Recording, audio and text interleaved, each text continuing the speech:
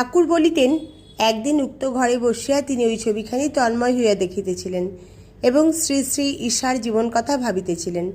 এমন সময় দেখিলেন ছবিখানি যেন জীবন্ত জ্যোতির্ময় হইয়া উঠিয়াছে এবং ওই অদ্ভুত দেবজননী ও দেবশিশুর অঙ্গ হইতে জ্যোতিরশ্মিসমূহ তাহার অন্তরে প্রবিষ্ট হইয়া তাহার মানসিক ভাব সকল আমূল পরিবর্তন করিয়া দিতেছে।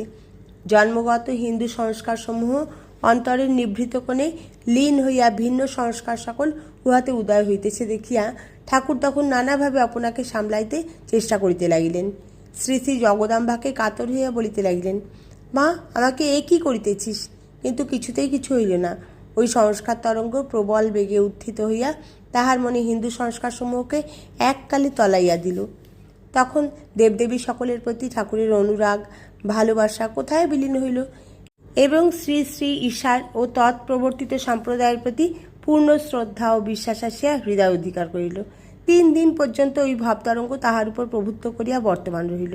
পরে তৃতীয় দিবসের অবসানে ঠাকুর পঞ্চবটী তলে বেড়াইতে বেড়াইতে দেখিলেন এক অদৃষ্টপূর্ব দেব মানব, সুন্দর গৌরবর্ণ, স্থির দৃষ্টিতে তাহাকে অবলোকন করিতে করিতে তাহার দিকে অগ্রসর হইতেছে।